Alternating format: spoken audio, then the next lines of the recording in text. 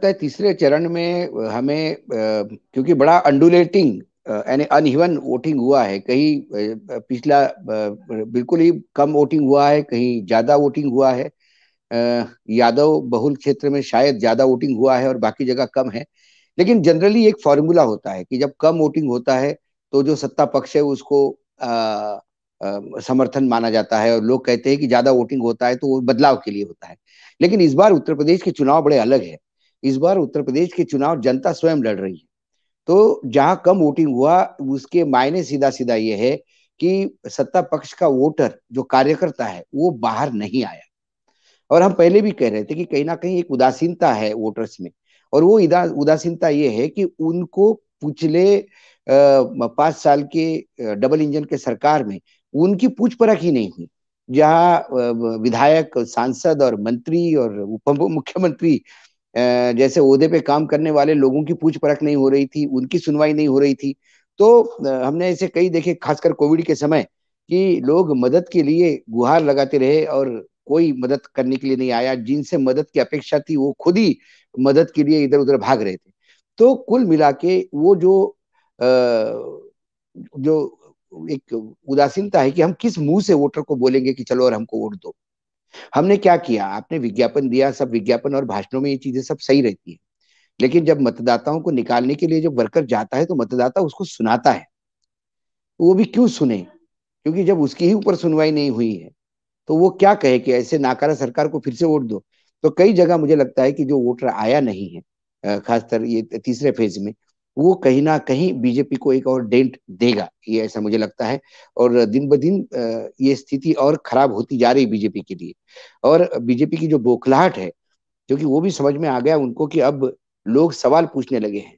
लोग राजनाथ जी को सवाल पूछने लगे हैं, लोग अमित शाह को सवाल पूछते हैं, लोग प्रधानमंत्री के रैली में जाने से परहेज करते हैं। कि इन सारी बातों की बौखलाहट इतनी हो रही है कि एन केन प्रकरण कैसा भी इसको बचा हुआ, कम से कम जितने चरण बचे उसमें हिंदू मुसलमान करने का भरकत प्रयास है। और वो मुझे दया आती है कई बार, और मुझे बुरा भी लगता है कि क्या क्रिटिसाइज करूं मैं, मतलब इसको क्या।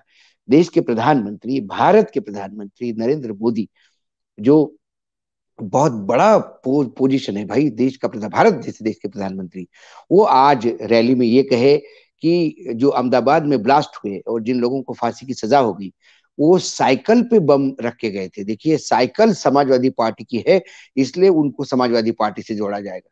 इससे ज्यादा मतलब अफसोसनाक बयान मैंने नहीं सुना। और मुझे इतना बुरा लगा कि अब आपको किसी पार्टी को बदनाम करने के लिए इस हद तक उतरना स्वभाव पड़ता इस है बार कि इस बार इस तरह के बयान कई बार अलग अलग तरह से सामने आ रहे हैं। नहीं, अलग अलग आए, और लेकिन उस चलो उस बयान में कुछ तो भी एक तुकबंदी जैसी एक कविता होती है। हिंदी की कवि कवि बड़े बड़े बड़े कवि उत्तर प्रदेश ने दिए हैं। जब हिंदी की कविता होती है तो उसमें तुकबंदी ही नहीं, उसमें अर्थ भी होता है।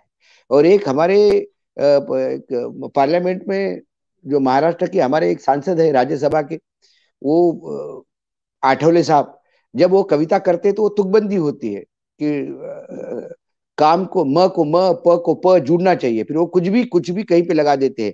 वो एक हास्य पैदा करते हैं कुछ लोग, हास्य। लेकिन प्रधानमंत्री की इस वक्तव्य पे हास्य पैदा हो, ये मैं नहीं मानता, क्योंकि इस ये व्यंग नहीं था। ये वो कटाक्ष था कि साइकिल मतलब ये है। लेकिन वो एक बात भूल गए, यही साइकिल दे देकर, इसी साइकिल के भरोसे बिहार में नीतीश कुमार जी ने चुनाव जीता है। यदि आप साइकिल महिलाओं को देने की बात करते हो तो क्या आप उनको आतंकियों के हवाले करने की बात करते हो? क्या आप उन महिलाओं को बताते हो कि तुम्हारे पास हम ऐसा शस्त्र दे रहे हैं जिसपे बम ब्लास्ट होने वाला है? और यदि ऐसी चुनाव चिन्ह पे ही बात करेंगे तो ये तो कल फिर इनको तो बीएसपी के खिलाफ कुछ बोलना भी नहीं चाहिए, क्योंकि हाथी स्वयं गणेश का रूप, उसको तो आपने बिल्कुल पूजना चाहिए, मायावती जी की भी पूजा करनी चाहिए। और जहां तक कमल की बात है तो कमल तो कीचड़ में खिलता है। तो कमल यदि बीजेपी में खिल रहा है कमल, तो क्या बीजेपी कीचड़ है?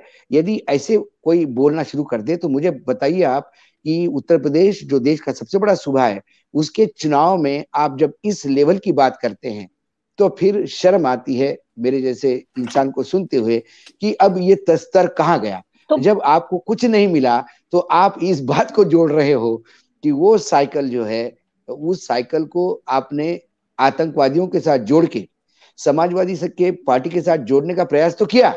लेकिन आप इस बात को भूल गए कि इस देश का सबसे ज्यादा जो मतदाता है वो आज भी साइकिल पे चलता है, साइकिल पर चलता है। आज भी साइकिल बिल्कुल। उसके लिए बहुत बड़ी बात है।